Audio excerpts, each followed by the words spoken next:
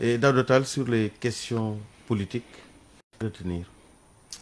Bon, sur ces questions-là, je pense qu'on peut dire que l'enjeu pour le président de la République, c'était effectivement de se présenter comme étant un président en plein exercice. Et il a plutôt quand même bien réussi, hein, on va dire, parce que il a montré une certaine maîtrise de ses dossiers.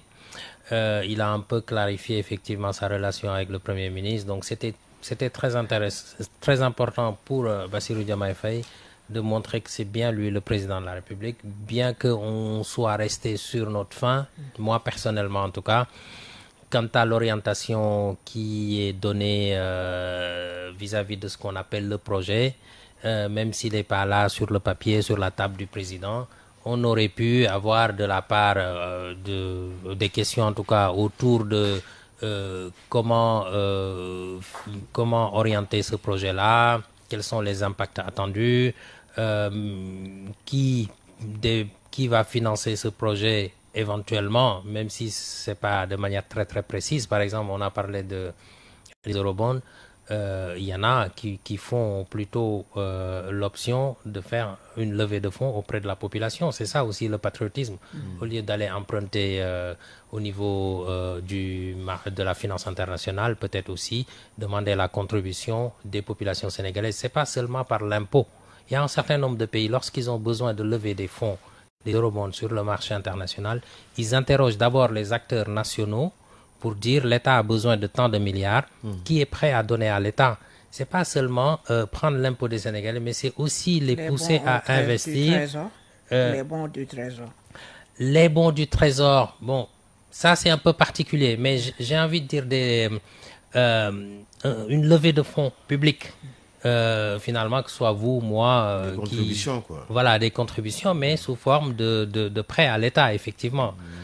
Et ça, c'est aussi une manière de contribuer à l'investissement. Donc, on est un peu, ça a été un peu vague dans ce domaine-là. Et je pense que pour prochainement, il faudrait quand même un peu plus montrer la voie où on va, quelle échéance, comment financer ça, parce qu'aussi la souveraineté, c'est ça. Une dernière question qui me paraît importante, au lieu de parler du pétrole et du gaz, des hydrocarbures, comme juste pour dire qu'on va renégocier les contrats, moi je dis souvent que l'énergie, c'est la matière première du développement.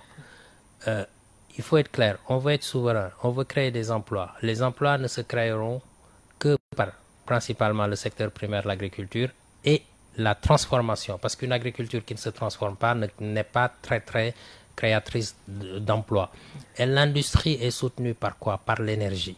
Comment utiliser les hydrocarbures, pétrole, gaz qu'on a pour doter du Sénégal assez d'énergie, pour être capable de développer des industries. Aujourd'hui, si vous voulez mettre des usines de montage aéronautique ou de bateaux ou de voitures, etc., avec quelle énergie? Dans les villages, il n'y a pas d'électricité.